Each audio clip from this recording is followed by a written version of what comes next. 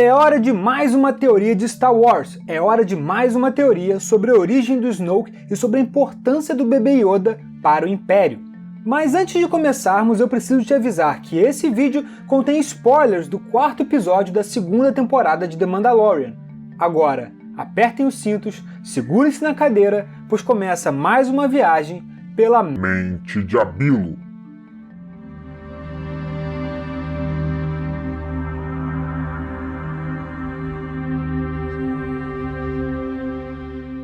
Desde a sua origem, The Mandalorian estava destinada a ser uma série que contaria a história da galáxia entre os anos da queda do Império e da ascensão da Primeira Ordem, ou seja, desde o fim do episódio 6 até o início do episódio 7. Com o quarto episódio da segunda temporada, ficou bem claro que teremos uma conexão direta entre as duas trilogias.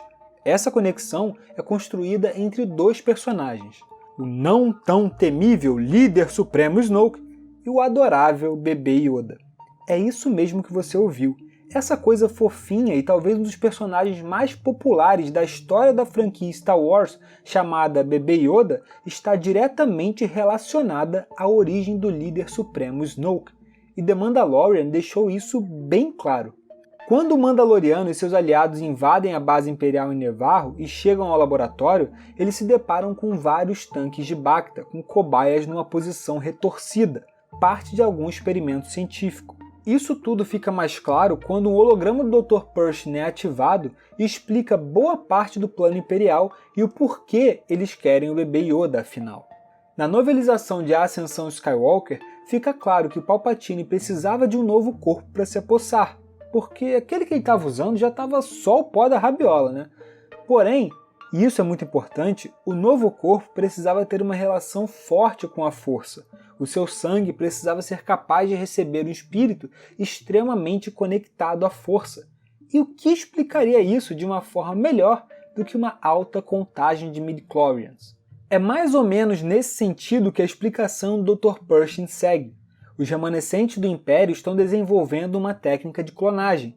No entanto, o corpo do voluntário rejeitou o sangue que foi injetado nele, um sangue com uma alta contagem de midichlorians, o sangue do bebê Yoda. O fracasso desses experimentos exauriu o banco de sangue que o Dr. Pershing havia coletado do bebê Yoda na primeira temporada, de modo que, se o Império quiser continuar com os experimentos, é necessário capturar o bebê Yoda mais uma vez. A partir daqui, já dá para entender o que está acontecendo e por que o Império tem tanto interesse no bebê Yoda. Mesmo que a sua origem não esteja clara, o bebê Yoda tem uma alta contagem de midichlorians no seu sangue. Caso você não lembre, midichlorians foi a explicação científica que George Lucas criou para explicar a relação de alguns seres com a força, uma das decisões que mais deixou os fãs irritados com as prequels.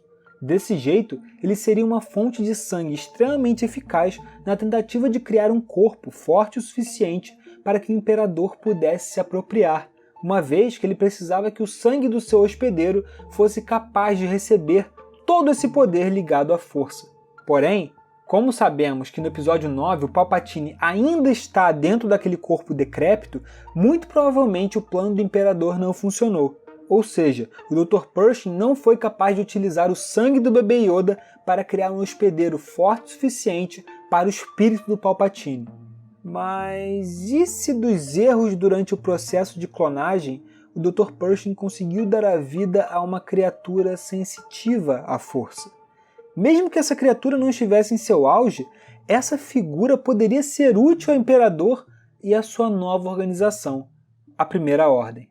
Onde eu quero chegar com isso? Quando Vader derrotou o Palpatine e o Império começou a ruir, o Imperador, mesmo que entre os mortos, e aqui é um mortos cheio de aspas, levou adiante o seu plano de contingência.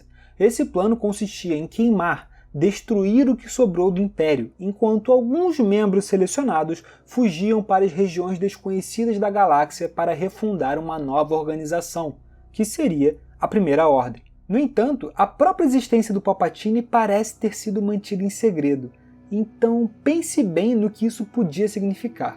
Um monte de oficiais de alta patente do Império, com sede de poder, talvez sem saber que o Palpatine ainda estava vivo, com toda a máquina de guerra da Primeira Ordem à sua frente e um vácuo de liderança. Qual é o resultado disso? Conflitos internos que levariam a Primeira Ordem ao fracasso, muito antes de qualquer confronto com a Nova República. Nesse sentido, o Palpatine precisava de uma figura que unificasse essas facções, pelo menos enquanto estava impossibilitado de ressurgir com toda a sua força. Ele precisava de uma figura que pudesse lhe ganhar tempo enquanto as pesquisas avançavam. Essa figura precisava ter uma ligação com a força, o que nenhum outro desses oficiais possuía, e precisava estar sob o controle do Imperador. Se o Snoke foi criado no programa do Dr. Pershing, o programa teve sucesso em criar um ser sensitivo à força, mas praticamente uma casca vazia, que poderia ser controlada pelo Imperador.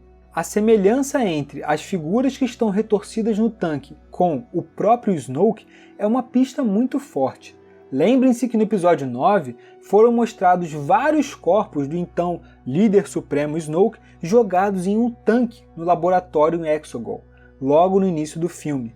Outra coisa que indica que o Snoke foi cria desse programa é o fato de que, no momento em que o Mandaloriano e os seus aliados se aproximam do tanque, a trilha sonora muda para a faixa tema do próprio Snoke em O Despertar da Força.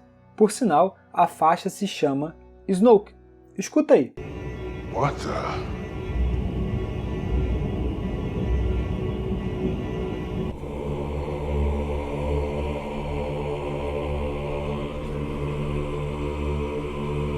Então é isso, o programa de clonagem do Dr. Pershing não atinge os resultados que o Palpatine gostaria, e por isso ele acaba buscando uma alternativa, que é possuir o corpo da própria neta.